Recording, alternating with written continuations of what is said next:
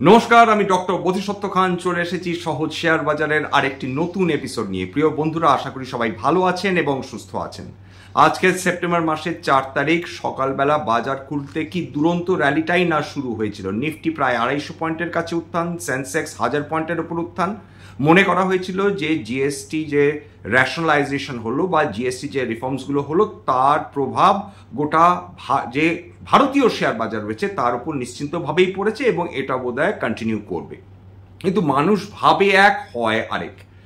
যে যত সময় গড়িয়েছে গোটা দিন ধরে তত মার্কেটের শক্তি হারিয়েছে একটু একটু করে এবং দিনের শেষে নিফটি মাত্র কয়েক পয়েন্ট ওপরে বন্ধ হয়েছে। মিড ক্যাপ স্মল ক্যাপ হালকা নেগেটিভে, কেবলমাত্র কয়েকটি সেক্টর যার মধ্যে অটো রয়েছে, এফএমসিজি কিছুটা রয়েছে, ক্যাপিটাল গুডস বিশেষ করে এফএমসিজি এবং নিফটি অটো সেটা পজিটিভে বন্ধ হয়েছে। কিন্তু মোরলেস সমস্ত সেক্টর ধরেই কিন্তু কারেকশন এসেছে। অর্থাৎ না বিনিয়োগকারীরা না ট্রেডার্সরা কেউই কিন্তু আজকের দিনের যে মার্কেট ছিল সেটা নিয়ে খুশি হতে পারেননি, এটুকু অন্তত বলা চলে। প্রায় 25,000-এর কাছাকাছি পৌঁছে গিয়েছিল যে নিফটি, সেখান থেকে আবার কিন্তু রিট্রেস করে গেল, আবার পুরনো অবস্থায় ফিরে গেল। এখান থেকে কি বাজার পুনরায় শক্তি সঞ্চয় করে এগোতে পারবে সেটা তো এখন আমরা পরবর্তী কালে আমরা বুঝতে পারবো। কিন্তু আপাতত যেটা দাঁড়ালো সেটা বোঝা গেল যে 25,000 বা 25,100 এরকম একটা অবস্থার মধ্যে কিন্তু আমরা রেজিস্ট্যান্স ক্রমাগত ফেস করে চলেছি। খুব ডিসাইসিভলি 25,500 যতক্ষণ না ক্রস করবে ততক্ষণ কিন্তু ওই যে বিগত এক মাস ধরে এই 24,500 থেকে 25,500-র মধ্যে যে ফ্লাকচুয়েশনটা হচ্ছে সেটাই যদি চলে তাহলে কিন্তু অবাক হবার মতন কিছু নেই। যার জিএসটি যে রিফর্মসগুলো হয়েছিল তার জন্য তো ডেফিনেটলি কিছু পজিটিভ বেনিফিটস বিভিন্ন সেক্টরগুলো পাচ্ছে। বিশেষ করে এই তিনটে সেক্টর, অটো সেক্টর দারুণভাবে বেনিফিটেড হচ্ছে বা হতে পারে ভবিষ্যতে, ফাস্ট মুভিং কনজিউমার গুডস এবং ডেফিনেটলি ক্যাপিটাল গুডস। কেন এই তিনটে সেক্টর তারা বেনিফিটেড হবে তার পেছনে ডেফিনেটলি এই র্যাশনালাইজেশন, ট্যাক্স র্যাশনালাইজেশনটা কাজ করছে। প্রথম প্রশ্ন যেটা উঠতেই পারে যে এই জিএসটি রিফর্মসের প্রয়োজন হলো কেন। প্রথম যদি ফাস্ট মুভিং কনজিউমার গুডস ধরে আলোচনা করি সেখানে খেয়াল করে দেখবেন যে বিগত এক বছর ধরে যারা এফএমসিজি কোম্পানির বড় বড় যারা হর্তাকর্তা তারা অভিযোগ করছিলেন যে যথেষ্ট কনজাম্পশন হচ্ছে না, মানুষ তারা জিনিসপত্র কিনছেন না, হয় তাদের হাতে টাকা নেই, নতুবা অত্যাধিক ট্যাক্সের ফলে তারা হাই এন্ড গুডস তারা কিনতে চাইছেন না। এছাড়া এমন কিছু গুডস যেগুলো লাক্সারি আইটেমসের মধ্যে ফেলে দেওয়া হয়েছিল যেগুলো কিন্তু অত্যাবশ্যক, অর্থাৎ প্রত্যেক দিনের প্রয়োজনীয় যে গুডসগুলো রয়েছে তার মধ্যে উদাহরণ হিসেবে আমাদের চশমা, যে চশমাটা আমি পরে আছি সেটার কথা বলা যেতেই পারে, যেটা 28% ট্যাক্স ব্র্যাকেটে ছিল। যাক, এবার ফিরে আসি হচ্ছে ফাস্ট মুভিং কনজিউমার গুডস এর ক্ষেত্রে দুটো রিফর্মস আমরা চোখের সামনে দেখতে পাচ্ছি। একটা হচ্ছে ট্যাক্স রিবেট, এই বছরের জন্য যাদের 12 লক্ষ টাকা অবধি যাদের রোজগার রয়েছে তারা এই বেনিফিটটা পাবেন বা পেতে পারেন ট্যাক্স রিবেটের। তাদের হাতে উদ্বৃত্ত যে টাকাটা আসবে সেটা তারা ইচ্ছে মতন খরচ করতে পারেন, সেটা ডিসক্রিশনারি তাদের খরচ হবে বলেই ধারণা। সেক্ষেত্রে কনজাম্পশন বৃদ্ধি হওয়ার একটা রাস্তা রয়েছে। 2 নম্বর হচ্ছে এই যে বিভিন্ন যে আইটেমসগুলো রয়েছে তার উপর ট্যাক্স কমিয়ে, অর্থাৎ যেগুলো 28% অন্তর্গত যে গুডসগুলো ছিল তার মধ্যে প্রায় বহু শতাংশ, 80% গুডস সেগুলোকে নামিয়ে আনা হয়েছে 12%। আবার 12% যে ট্যাক্স স্ল্যাব সেখান থেকে বহু গুডস এরকম রয়েছে সেটা হয় 5% করা হয়েছে, নতুবা 0% করা হয়েছে। সবচেয়ে যেটা পজিটিভ যদি কিছু বলে থাকেন মানে হয়ে থাকে সেটা ডেফিনেটলি কিন্তু ইন্স্যুরেন্সের ওপর যে জিএসটি বসানো হয়েছিল সেটা পুরোপুরি সরকার তারা বা জিএসটি কাউন্সিল তারা সরিয়ে নিয়েছেন এবং সেক্ষেত্রে মানে ভারতবর্ষের সমস্ত পার্টি এই ব্যাপারে একমত হয়েছে যে এই জিএসটি র্যাশনালাইজেশন বা জিএসটি রিফর্মসের প্রয়োজন ছিল, যেটা ভালো হয়েছে। 3 নম্বর, জিএসটি কি কারণে এই রিফর্মটা করা হলো। অনেক মানুষ বা অনেক বিশেষজ্ঞ বলছেন যে জিএসটি রিফর্মটার প্রয়োজন ছিল কারণ কনজাম্পশন বৃদ্ধি করানোর প্রয়োজন ছিল। কেন কনজাম্পশন বৃদ্ধি করানোর প্রয়োজন ছিল? কেবলমাত্র ভারতীয় কোম্পানিগুলোর জন্য নয়, এইটা একটা কাউন্টার মেজার হিসেবে ধরা হচ্ছে ট্রাম্প যে 50% ট্যারিফ আমাদের বিদেশি বা এক্সপোর্টসগুলো যেগুলো রয়েছে তার উপর যে তিনি 50% ট্যারিফ বসিয়েছিলেন, তার ফলে আমাদের প্রায় 40 থেকে 45 বিলিয়ন ডলারের যে এক্সপোর্টস রয়েছে সেটা মারাত্মকভাবে ক্ষতিগ্রস্ত হবে এবং সেইটাকে কাউন্টার করার জন্য যাতে আমরা কনজিউম করতে পারি, যাতে আমাদের জিএসটি কোনোভাবে মারাত্মকভাবে ক্ষতিগ্রস্ত না হয়, সেই জন্যে কনজাম্পশন বৃদ্ধি করে জিএসটিকে একটা সাপোর্ট দেওয়ার চেষ্টা করা হয়েছে বলে বিশেষজ্ঞদের ধারণা।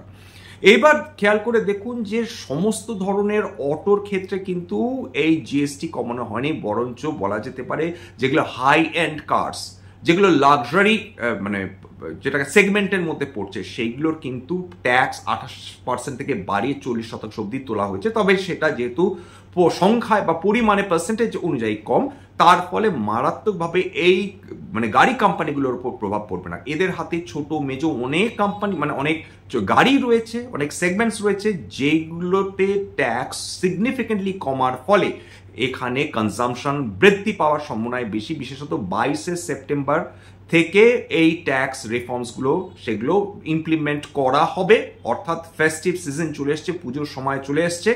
এই সময় যদি ট্যাক্স এতটা কমানো হয়, মানুষজন গিয়ে তারা এই ধরনের গাড়ি কেনার প্রচেষ্টায় থাকবেন বলেই বিশেষজ্ঞদের ধারণা। তাহলে আজকের মার্কেটে যে পতন এলো তার কারণ, তার পেছনে যে কারণ রয়েছে সেটাকে একেবারে উড়িয়ে দেওয়া যায় না। সেটা হচ্ছে যে ট্রাম্পের যে এই যে 50% ট্যারিফ, এটা লং টার্ম হলে সেটা কিন্তু সিগনিফিকেন্টলি এফেক্ট করবে আমাদের এক্সপোর্টকে, এই ব্যাপারে কোনো সন্দেহ নেই। কারণ 40 থেকে 50 বিলিয়ন ডলার কিন্তু মুখের কথা নয়। সেটাকে কাউন্টার করার জন্যে যে ট্যাক্স কাট করা হয়েছে বা জিএসটি কমানো হয়েছে, সেইটার এফেক্টটা কিরকম হবে, কবে হবে, কোম্পানিগুলোর সঙ্গে সঙ্গে সে তার জিনিসপত্রের দাম কমাবে কিনা, এটা তো এখন কোটি টাকার প্রশ্ন। বা তারা কিছুটা সময় অপেক্ষা করে তারপর তারা কনজিউমার্সদের এই বেনিফিটটা পাস অন করবে কিনা, সেটাও প্রশ্ন ডেফিনেটলি থেকে যাচ্ছে। সেটা ডেফিনেটলি আমরা থার্ড কোয়ার্টার রেজাল্টস বা ফোর্থ কোয়ার্টার রেজাল্টসে আমরা পুরোপুরি বুঝতে পারবো যে এই জিএসটি রিফর্মসের ফলে কোম্পানিগুলো কিভাবে বেনিফিটেড হচ্ছে, কনজাম্পশন বৃদ্ধি হচ্ছে কিনা, এবং সেটা প্রকৃত অর্থে ডোনাল্ড ট্রাম্পের এই 50% ট্যারিফের বিরুদ্ধে কার্যকারী হচ্ছে অথবা হচ্ছে না। এর মাঝখানে একটা প্রসঙ্গ উঠে মানে আলোচনা করা দরকার বলে আমি মনে করি। সেটা হচ্ছে অনেক মানুষ প্রশ্ন করছেন যে ডলার যে ক্রমাগত শক্তিশালী হয়ে উঠছে, তার মানে কি সেটা ভারতবর্ষের অর্থনীতির দুর্বলতা ইঙ্গিত করে? প্রথম প্রশ্ন, এই প্রশ্নের একটা উত্তর মনে হয় আমাদের জানা মানে সবারই বোঝার প্রয়োজন রয়েছে বা এর একটা ব্যাখ্যার প্রয়োজন রয়েছে। প্রথম কথা, ডলার শক্তিশালী হওয়া মানে ভারতবর্ষের অর্থনীতি দুর্বল হচ্ছে, এটা অত্যন্ত ভ্রান্ত বা ভুল ধারণা। কেন? প্রথম কথা হচ্ছে যে ভারতবর্ষ একটি কারেন্ট অ্যাকাউন্ট ডেফিসিট দেশ। তার মানে হচ্ছে আমরা যে পরিমাণ মাল রপ্তানি করি তার থেকে অনেক বেশি মাল আমদানি করে থাকি। তার মধ্যে সবচেয়ে বেশি যেটা আমদানি করে থাকি সেইটা কিন্তু পেট্রোল এবং ডিজেল বা পেট্রোলিয়াম গুডস, এবং 2 নম্বরে রয়েছে কিন্তু সোনা। এই দুটোর পেছনে আমাদের সর্বাধিক খরচ হয়। এবং যেহেতু আমরা রপ্তানি কম করছি, তার ফলে যেটা দাঁড়াচ্ছে যে আমাদের এই যে ডিফারেন্সটা, অর্থাৎ আমাদের খরচ বেশি হচ্ছে আমদানি করতে গিয়ে। যখন এই আমদানি আমরা করছি তার জন্য কিন্তু আমাদের ডলারে বিল মেটাতে হচ্ছে, এবং ডলারে বিল মেটাতে হলে আমাদের ডলারের চাহিদা বৃদ্ধি পাচ্ছে। প্রত্যেক মাসে আমরা যখন তেল কিনছি, সেটা রাশিয়া হোক বা আমেরিকা হোক বা ভেনেজুয়েলা হোক বা নাইজেরিয়া হোক, তাদেরকে আমাদের ডলারের দাম মেটাতে হচ্ছে। তখন আমাদের বিভিন্ন কোম্পানিগুলো, তাদেরকে ডলারের প্রয়োজন হচ্ছে, তারা প্রত্যেক মাসে ডলারের চাহিদা বাড়াচ্ছে, কারণ তারা এই ডলার দিয়ে তারা বিদেশ থেকে এই মালগুলো কিনে আনবে। সোনার ক্ষেত্রে একই কথা প্রযোজ্য। সুতরাং প্রত্যেক মাসে খেয়াল করে দেখবেন যে ডলার শক্তিশালী হয়ে উঠছে, কারণ আমরা বেশি তেল বা বেশি সোনা ভারতবর্ষে আমদানি করছি, 1 নম্বর। 2 নম্বর, ফরেন ইনস্টিটিউশনাল ইনভেস্টার্স। খেয়াল করলে বুঝতে পারবেন যে কেবলমাত্র অগস্ট মাস বা বিগত কয়েক মাস ধরে, বিগত সেপ্টেম্বর থেকে যে তারা বিক্রির যে চালিয়ে যাচ্ছেন সেটা কিন্তু এখনো বন্ধ হয়নি। তারা অগস্ট মাসেও তারা বিক্রি করেছেন। সেপ্টেম্বর মাসের 4 তারিখ অর্থাৎ আজকের অবধি তারা প্রায় 4.5 থেকে 5,000 কোটি টাকার তারা শেয়ার বিক্রি করে দিয়ে চলে গেছেন। এক্ষেত্রে ডিআইআই আবার রক্ষাকর্তা হিসাবে তারা ইমার্জ করেছে, ইভলভ করেছে। প্রায় 13,000 কোটি টাকার তারা শেয়ার্স কিন্তু কিনেছে। এবার ফরেন ইনস্টিটিউশনাল ইনভেস্টার্স যখন তারা ভারতবর্ষে তারা বিনিয়োগ করে, তখন ভারতবর্ষের ডলার ঢোকে, এবং সেক্ষেত্রে যেটা দাঁড়ায় যে ডলার ইউজুয়ালি টাকার তুলনায় দুর্বল হয়, কারণ সেখানে সাপ্লাই বেশি হচ্ছে। কিন্তু এফআইআইসরা তখন ডলার বিক্রি করে বা ডলার ইনভেস্ট করে তার বিনিময়ে যে টাকা পায়, সেই টাকা দিয়ে তারা ভারতীয় শেয়ার বাজারে বিনিয়োগ করে। এইবার যখন তাদের সময় হয়, যখন তারা মনে করে যে বিশ্বের অন্যান্য বাজার ভারতীয় বাজারের তুলনায় অনেক সস্তা হয়েছে, তখন তারা এই শেয়ারগুলো বিক্রি করে, সেই টাকা দিয়ে তারা ডলারের ডিমান্ড তোলে। সেই ডলার কিন্তু তারা ভারতবর্ষ থেকে তুলে নিয়ে যায়। তার মানে ডলারের ডিমান্ড প্রত্যেক মাসে এফআইআইসরা নিয়মিতভাবে বৃদ্ধি করে চলেছে। এবং 3 নম্বর, আপনারা বুঝতেই পারছেন যে গোল্ডের দাম এই মুহূর্তে এমসিএক্স এ 1,06,000 টাকা প্রতি 10 গ্রাম 24 ক্যারাট কিন্তু ছাপিয়ে গিয়েছে। অর্থাৎ যত ডলার ইন্ডেক্স দুর্বল হবে, ডলার ইন্ডেক্স সেটা 100 নিচে নেমে গেছে, 98 সামান্য উপরে ট্রেড করছে। জানুয়ারির দিকে 109 ছিল, অর্থাৎ সিগনিফিকেন্টলি ডলার দুর্বল হয়েছে। ডলার যত দুর্বল হয়, যেহেতু গোল্ড ডলার ইন্ডেক্সড, সুতরাং ডলার যত দুর্বল হবে তত কমোডিটির দাম বৃদ্ধি পাবে, অর্থাৎ সোনার দাম বৃদ্ধি পাবে, রূপোর দাম বৃদ্ধি পাবে। এগুলো প্রত্যেকটাই কিন্তু ডলার ইন্ডেক্স। অর্থাৎ এই মুহূর্তে কি সোনা কিনতে গেলে লোকের হাত পুড়ছে, মধ্যবিত্তের, কি রূপো কিনতে যাচ্ছেন মধ্যবিত্তের হাত পুড়ছে, কারণটা কিন্তু এইটা।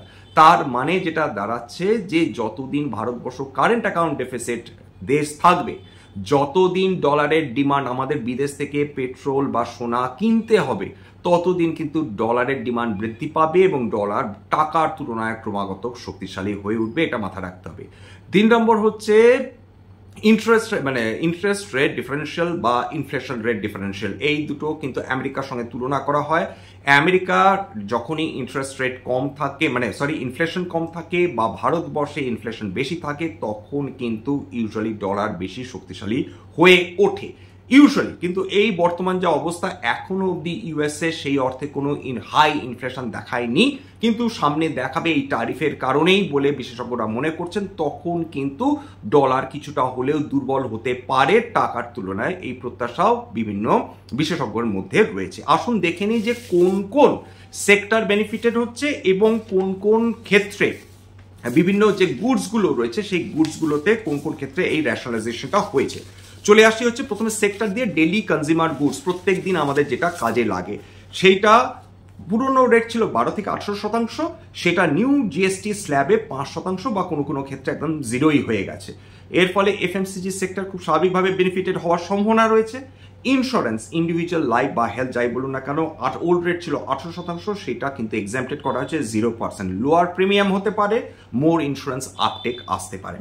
ইলেকট্রনিক্স এবং অ্যাপ্লায়েন্সেস 28% ছিল, সেটা ওল্ড রেট, সেটা নতুন জিএসটি যে স্ল্যাব হয়েছে সেটা 18%। ফলে এটা চিপার ডিউরেবলস হবে, এটা ফেস্টিভ ডিমান্ড কিন্তু ক্রমাগত ইমপ্রুভ করবে। স্মল মিড কার টু হুইলার্স যেটা 350 সিসির নিচে, সেইগুলোতে 28 থেকে 31% কিন্তু জিএসটি রেট ছিল, পুরনো রেট, সেটাকে রেশনালাইজ করে 18%-এ আনা হয়েছে। অটো সেক্টরের রিভাইভালের একটা সম্ভাবনা তৈরি হয়েছে।